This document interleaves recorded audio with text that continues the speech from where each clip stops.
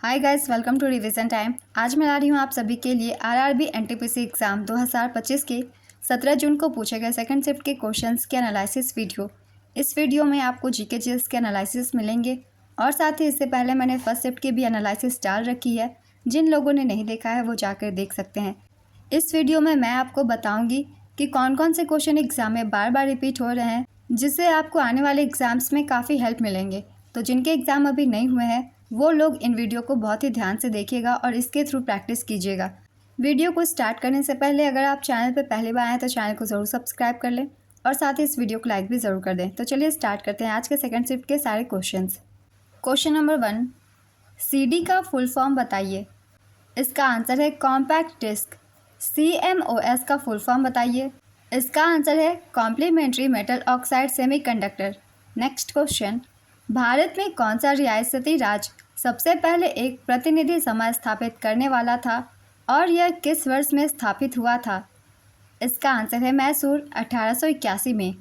सबसे पहले प्रतिनिधि सभा मैसूर रियासत में स्थापित हुई थी। 1881 में मैसूर में एक वार्षिक प्रतिनिधित्व वाली सभा का गठन किया गया था। इसकी स्थापना महाराजा चामाराज वोडियार 10वें द्वारा की गई थी। नेक्स्ट क्वेश्चन, इंदिरा पॉइंट कहाँ स्थित है? इसका आंसर है निकोबार द्वीप समूह में। इंदिरा पॉइंट भारत का सबसे दक्षिणी बिंदु अंडमान और निकोबार द्वीप समूह के ग्रेट निकोबार द्वीप समूह पर स्थित है। यह निकोबार जिले और ग्रेट निकोबार तहसील के अंतर्गत आता है। इंदिरा पॉइंट को पहले पिगमेलियन पॉइंट और पार्सन्स पॉइंट के नाम से जाना जाता था, लेकिन 1985 में इसका नाम बदलकर पूर्व प्रधानमंत्री इंदिरा गांधी के सम्मान में रखा गया। यह द्वीप भारत की मुख्य भूमि से दूर इंडोनेशिया के सुमात्रा के करीब स्थित है। 2004 की सुनामी में इंदिरा पॉइंट का कुछ हिस्सा डूब गया था, लेकिन यह अभी भी भारत का सबसे दक्षिणी बिंदु माना हुआ है। नेक्स्ट क्वेश्चन, महिला प्रीमियर लीग 2025 में मुंबई इंडियंस की कप्तान कौन थी? इसका आंसर है हरमनप्रीत कौर। महिला प्रीमियर लीग WPL 2025 से रिलेटेड चलिए कुछ इंपॉर्टेंट पॉइंट्स जान लेते हैं। विजेता रही थी 2025 की मुंबई इंडियंस। मुंबई इंडियंस ने अपना दूसरी बार यह खिताब जीता था। उपविजेता रही दिल्ली कैपिटल्स। दिल्ली कैपिटल्स लगातार तीसरी बार उपविजेता रही। इस बार का संस्करण था तीसरा। कुल टीमों की संख्या थी 5। इसका आयोजन बेंगलुरु, लखनऊ, मुंबई और वडोदरा में किया गया। फाइनल मुकाबला ब्रेबोर्न स्टेडियम मुंबई में खेला गया। विजेता टीम की धनराशि थी 6 करोड़ रुपए। उपविजेता टीम की धनराशि थी 3 करोड़ रुपए। Player of the match Harmanpreet Kaur को दिया गया। ऑरेंज कैप की विजेता रही नेट सीवर ब्रंट। जो सबसे ज़्यादा रन बनाता है उसे ऑरेंज कैप दिया जाता है। पर्पल कैप की विजेता रही अमेलिया के और जो सबसे ज़्यादा विकेट लेते हैं उन्हें पर्पल कैप दिया जाता है। Player of the tournament season का MPV नेट सीवर ब्रंट को दिया गया। Emerging player of the season Amanjot Kaur को दिया गया। पहला संस्करण 2023 में खेला गया था और विजेता रही थी मुंबई इंडियंस और उपविजेता दिल्ली कैपिटल्स। अगर आप लोगों ने पहले दिन की एनालिसिस वीडियो देखी होगी तो पहले दिन ही WPL 2025 से एग्ज़ाम में क्वेश्चन पूछे गए थे। तो जिन भी लोगों के एग्ज़ाम अभी नहीं हुए हैं वो अपनी प्रैक्टिस पहले की एनालिसिस वीडियो से कर सकते हैं, क्योंकि कुछ क्वेश्चन अब पहले के एग्ज़ाम के पूछे जा रहे हैं। चलिए अब दूसरे क्वेश्चन को देखते हैं। भारतीय संविधान का अनुच्छेद 43B किससे संबंधित है? इसका आंसर है सहकारी समितियों को बढ़ावा देने से। पहले भी मैंने काफ़ी बार बताया हुआ है, इस बार के एग्ज़ाम में सहकारी समितियों से काफ़ी क्वेश्चन पूछे गए हैं, इसलिए इनके बारे में अच्छे से पढ़ लें। अनुच्छेद 43B संविधान के भाग 4 में राज्य के नीति निर्देशक सिद्धांतों में शामिल है। इसका उद्देश्य सहकारी समितियों को मजबूत करना और ग्रामीण क्षेत्रों में आर्थिक विकास को बढ़ावा देना है। नेक्स्ट क्वेश्चन, हरिसेन किस शासक के दरबारी कवि थे? इसका आंसर है समुद्रगुप्त के। हरिसेन गुप्त सम्राट समुद्रगुप्त के दरबार में एक दरबारी कवि थे। उन्होंने समुद्रगुप्त की प्रशंसा में प्रयाग प्रशस्ति नामक एक प्रसिद्ध प्रशस्ति की रचना की थी। समुद्रगुप्त को ही भारत का नेपोलियन कहा जाता है, इसे याद रखिएगा। अगला क्वेश्चन है, अशोक सम्राट बिंदुसार के कौन थे? इसका आंसर है पुत्र। बिंदुसार मौर्य वंश के राजा थे जो चंद्रगुप्त मौर्य के पुत्र थे। अशोक बिंदुसार के पुत्र व चंद्रगुप्त मौर्य के पौत्र थे। नेक्स्ट क्वेश्चन, रणथंभौर राष्ट्रीय उद्यान किस राज्य में है? इसका आंसर है राजस्थान राज्य के सवाई माधोपुर जिले में ये स्थित है। चलिए कुछ और भी राष्ट्रीय उद्यान के बारे में हम रिवीजन कर लेंगे, क्योंकि इससे लगातार क्वेश्चन पूछे जा रहे हैं।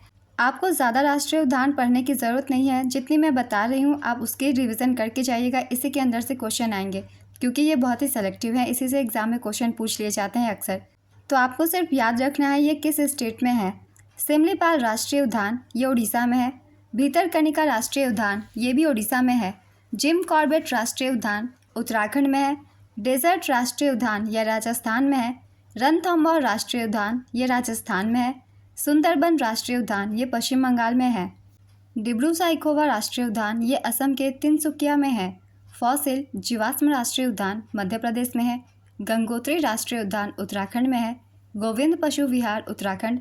हेमिस राष्ट्रीय उद्यान लद्दाख में है और ये भी बहुत इंपॉर्टेंट है। काजीरंगा राष्ट्रीय उद्यान असम में है, इससे भी काफ़ी बार एग्जाम में क्वेश्चन पूछे जाते हैं। कायबुल लामजाओ राष्ट्रीय उद्यान मणिपुर में है। केवलादेव राष्ट्रीय उद्यान ये भी राजस्थान में है, इससे भी क्वेश्चन पूछे जाते हैं, इसलिए इसे भी याद रखिएगा। कंचनजंगा राष्ट्रीय उद्यान सिक्किम में है। माधव राष्ट्रीय उद्यान मध्य प्रदेश में है। हाल ही में ये खबरों में थी, इसलिए इसके बारे में भी पढ़ लेंगे। मथिकत्न 16 राष्ट्रीय उद्यान केरल में है। नामेरी राष्ट्रीय उद्यान असम में है। मुदुमलाई अभयारण्य तमिलनाडु में। नगरहोले राष्ट्रीय उद्यान इसे राजीव गांधी राष्ट्रीय उद्यान भी कहते हैं और ये कर्नाटक में है। ओरांग राष्ट्रीय उद्यान असम में है। नोकरेक राष्ट्रीय उद्यान मेघालय में है। पिन घाटी राष्ट्रीय उद्यान हिमाचल प्रदेश में है। सतपुरा राष्ट्रीय उद्यान मध्य प्रदेश में है। साइलेंट वैली राष्ट्रीय उद्यान केरल में है। सिरोही राष्ट्रीय उद्यान मणिपुर में। वसंदा राष्ट्रीय उद्यान गुजरात में। श्री वेंकटेश राष्ट्रीय उद्यान आंध्र प्रदेश में। पेरियार राष्ट्रीय उद्यान केरल में। पालनी पहाड़ी राष्ट्रीय उद्यान तमिलनाडु में। माउंट हैरियट राष्ट्रीय उद्यान अंडमान एवं निकोबार द्वीप समूह में। कांगड़ घाटी राष्ट्रीय उद्यान छत्तीसगढ़ में। कालेश्वर वन्यजीव अभयारण्य हरियाणा में। कैंपबेल राष्ट्रीय उद्यान ग्रेट निकोबार द्वीप समूह में।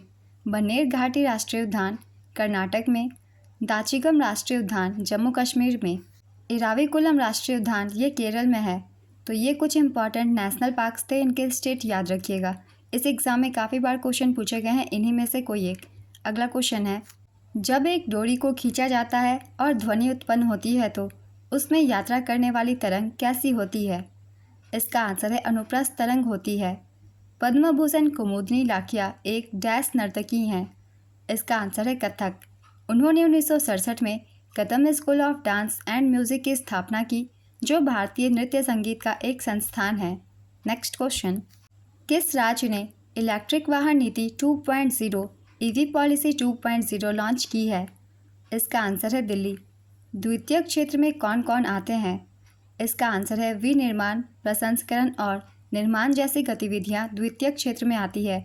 यहाँ मैं आप सबको बता दूं, प्राथमिक क्षेत्र में कृषि और पशुपालन जैसी गतिविधियां आती है और तृतीय क्षेत्र में सभी प्रकार की सेवाएं आती है। तो तीनों ही क्षेत्रों के आपको याद रखने हैं कौन सी गतिविधि किस क्षेत्र में आती है। अलग अलग एग्जाम में अलग अलग क्वेश्चन बन जाते हैं। अगला क्वेश्चन है, 2025 राष्ट्रीय पर्यटन दिवस की थीम क्या है। इसका आंसर है समावेशी विकास के लिए पर्यटन। राष्ट्रीय पर्यटन दिवस 25 जनवरी को मनाया जाता है। अगला क्वेश्चन है, मानव पाचन तंत्र में प्रोटीन को पचाने वाला मुख्य एंजाइम कौन सा है। इसका आंसर है पेप्सिन। तो पेप्सिन जो है प्रोटीन को पचाती है और वसा को लाइपेज के द्वारा पचाया जाता है, इसे भी याद रखिएगा। तो आज के सेकंड शिफ्ट की एनालिसिस वीडियो कंप्लीट होती है। अगर आप सभी को ये वीडियो हेल्पफुल लग रही हो तो वीडियो को लाइक ज़रूर कर दीजिएगा और इस तरीके की एनालिसिस वीडियो के लिए चैनल को भी ज़रूर सब्सक्राइब कर लीजिए। तो फिर मिलते हैं अगली वीडियो के साथ। आप सभी को आने वाले एग्जाम्स के लिए ऑल द बेस्ट।